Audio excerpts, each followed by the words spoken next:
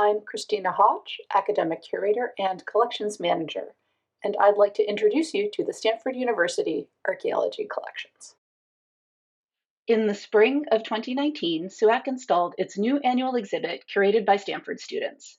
Trading Faces, Aspects of a 20th Century Northwest Coast Collection, showcases carvings, prints, and paintings made for sale by First Nations artists across British Columbia's coast in the 1970s and 80s.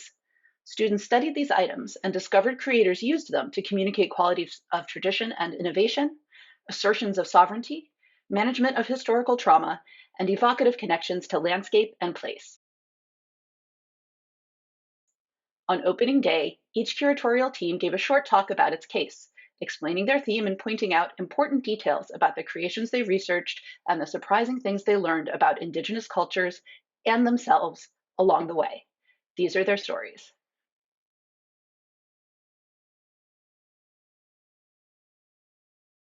The Meanings case features pieces created by Kwakwaka'wakw artist Doug Cranmer of the Namgis tribe.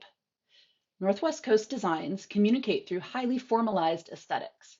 Cranmer was an influential creator who took these rules and bent them. He obscured his subjects by rearranging shapes and filling space in new ways. The references are clear to those in the know, and his titles help, but it can be challenging and compelling to make sense of these depictions. Cranmer preferred not to explain his pieces, leaving their ambiguous visuality unresolved.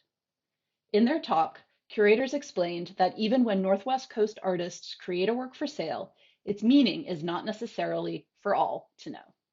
So, hi everybody, thank you again for coming out. My name is Eloy and I use she, they pronouns. And I shared this case with a professor.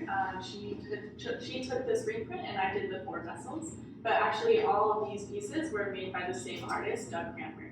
And he was a carver from a very young age. He was named Master Carver at the very young age of 10 years old. But he is more popularly known for his screen prints. And one of his most popular is featured here, Killer Whales. And I think the reason he's so popular is because he has a lot of unconventional new forms that he uses. For example, you can see that these are killer whales in the way that they are traditionally depicted in Kwakwaka'wakw art, but he doesn't ever give an explanation for why he placed them in a certain way or why he deviated from the norm. And this was very common for Doug Cranmer to do. He would often did not give a full explanation of why he did specific artistic choices, and as this was alluded to in one of the earlier cases, it's not really our place to exactly know why all the time, especially for art made by Indigenous artists. And then we also have these 4 vessels, and as you can see, one of them is isolated on the right.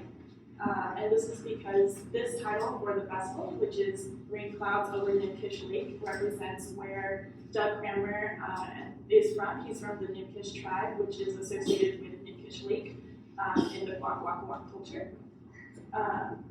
And so we decided to separate that one because you can very clearly see that the title is necessary for an outsider, somebody who is not part of the Kwakwaka'wakw culture, to be able to associate what the design is with the title, which is something that as an in-group person or somebody who is part of the tribe would be able to know.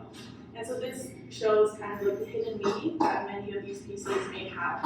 Even if they were sold or created intentionally to be sold, they still have meanings that are important and significant to the Indigenous artists themselves.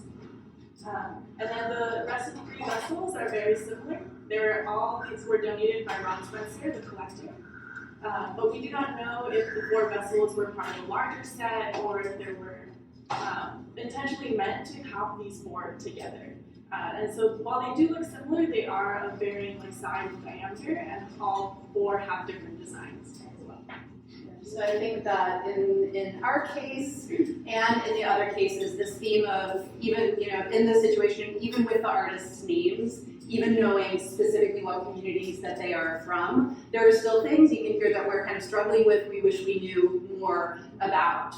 And so that idea of the art, in some ways, does it speak for itself or does it not speak for itself, was one of the things we were exploring, and that idea of the meaning of things. Maybe we'll never know all of it, but interpretation is something that we can strive for with background and sensitivity and listening to the artist's voices when we can find them in whatever way that might be, listening to the collector's perspectives and all the different ways that these objects have been used and have made meaning over time. And so one of the real takeaways that I have now from these cases, from the work the students did, is the idea that every piece of Northwest Coast art, whether it is made as fine art, made as decorative art, whatever it might be, this idea of myths and crests being part of hereditary lineages that are appropriate for some artists but not others. And this idea that there might be hidden references to homelands that you don't necessarily know about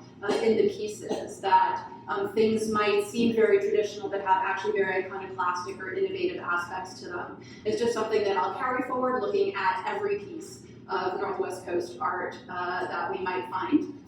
In other cases, you'll find some of these other pieces of art, from totem poles to tools and other things like that. So I encourage you to explore these other areas of the exhibit and read the label text, ask the student curators questions as well when you're looking at these different materials. And with that, really thank you for coming to the exhibit. Acknowledge the Kwakwaka'wakw tribe as traditional occupants of the lands that Stanford is on.